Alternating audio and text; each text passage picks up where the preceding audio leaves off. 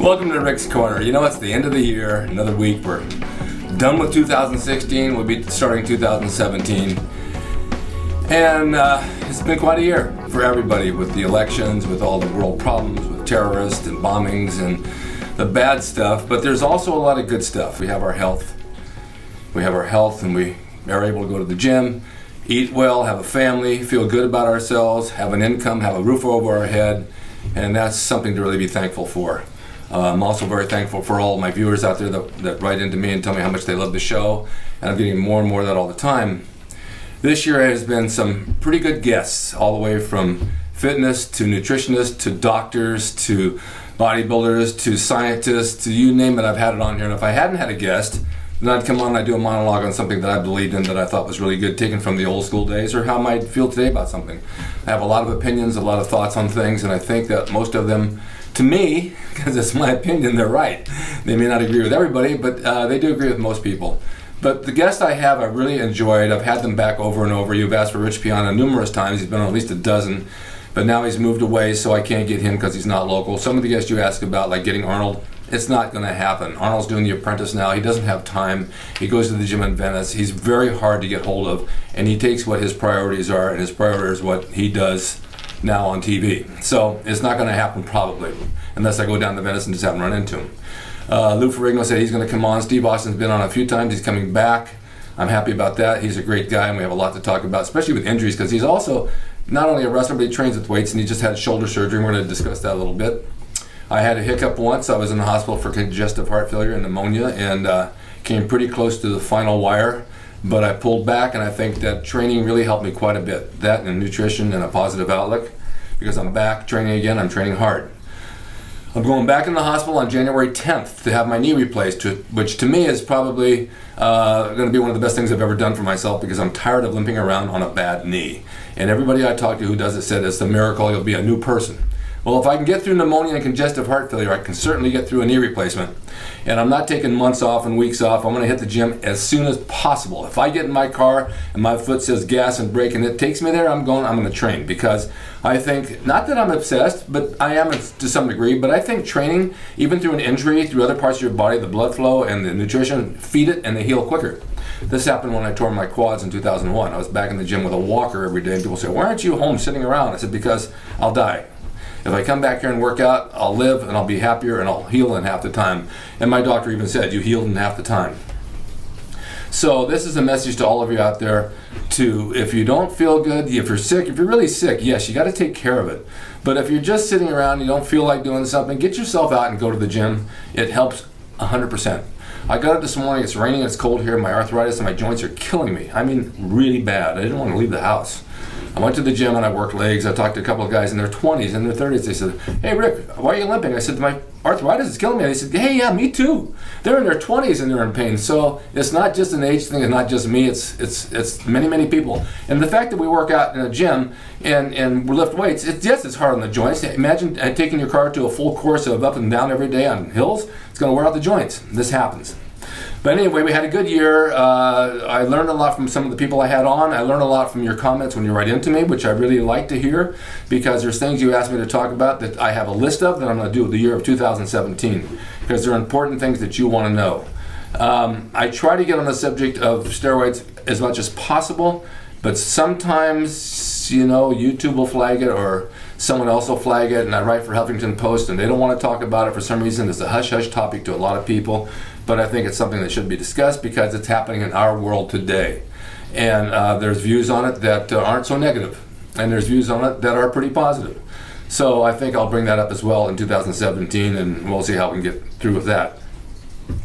I've been asked for years to do a book on my life. I've had a very interesting life from the time I was in high school with a rock band, to getting into wrestling, to getting into bodybuilding, to doing artwork, to doing logos, doing commercials, films, you name it, stunt work, all that.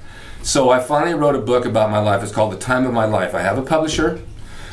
It's on Amazon, it's on Google, it's on iBooks, which is iTunes, and it's on Barnes & Noble. Right now it's a Kindle ebook, and I don't think it's more than $9.95, that's it. It's loaded with information from my days that I grew up, with photos of all the things I did and my training, my methods of training, my diet, my guitar program, my life, my commercials, things I've seen in my life at Gold's Gym in Venice, and just how I lived and up to date to this day. So if you want to know about my life and you want to know how it was, because it was very unique and I was very fortunate to live it and have that brass ring you pull on the merry-go-round where you win everything, I had it. And I'm not done yet. I'm still going forward. So if you want to buy my book, The Time of My Life, here are the locations where you can get them. It's a download. Like I said, you can read it on Kindle. I guess they're having a hard copy. I have a publisher. I think he's doing a hard copy as well.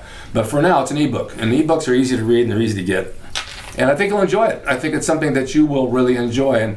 And in the next 10 years, I'll do a supplement to it and add another 10 years and see what I can accomplish then. But having this show has been a big accomplishment to me. I don't know how many of you have a YouTube channel or have tried to develop one. People ask me all the time. And it's something like anything else you do in your life, you got to put your time in. You got to really work it. I've had people try it around me and they don't go very far because they don't put their time in. I shoot 3 shows a week regardless of anything. If I have a guest or no guest, like right now, I'm talking to you, I'll shoot a show. I'll edit it, I'll put it together, I'll drop inserts in it, and I'll put it up for you to view and to enjoy and like the subject matter. So if you want to get something done, not even just YouTube, but if you want to get something done in your life and there's something you have a passion for, don't stop. Just do it. You might not get a reward the first week or the second week, but down the road you'll be rewarded for what you did. And you'll see, oh my God, it finally came together for me. My mom told me once, she lived till 97, she passed away a few years ago. And she says, I can't believe you came from Bakersfield, which is a small little town, and you moved to Los Angeles at the age of 20, and all the people you know and all the celebrities and all the things you've accomplished without any help from anybody. Because my dad passed away, my mom stayed in Bakersfield. I didn't know anybody. But I figured that I'm going to make it happen. And you can make it happen. All you got to do is believe in yourself. And all you got to do is take that first step. And all you have to do is think positive. Don't think on the negative side. Don't ever think, what if it doesn't work? My mom said to me once when I was in the t-shirt business, what if no one ever wants to buy a t-shirt again? This was like 30 years ago. I said, Mom, people always wear t-shirts. Every company, every store, every restaurant has a t-shirt with a logo. What do you think, they're going to stop making them? So I proved her wrong, and this was just the way she thought. She was old school, and they just didn't think like I did. And I believe that no matter what I would try to set out to do, I could accomplish it. And you can too. I believe that this is what you want, you can. I'm here to show you, I'm here to motivate you. I love all you guys and you girls, and I like to see you succeed. It's a whole new world out there with the internet and all the technology we have, which is at our fingertips. So we can do a lot more now than I could do 30 years ago. When I was doing my ads with Joe Weider, it was rub-off type and just painstaking time of drawing everything hand by hand. It took hours, and now today it's all computerized. And if I would have had it then, it would have been a snap for me. Anyway, thank you for watching Rick's Corner. Have a happy holiday. New Year's is coming up. Have a safe New Year. And it's dangerous out there on the roads when they're wet and slick and cold and people drink. But be safe, and we'll see you after 2017. Maybe I'll shoot a little video from the hospital where I'm getting my knee done.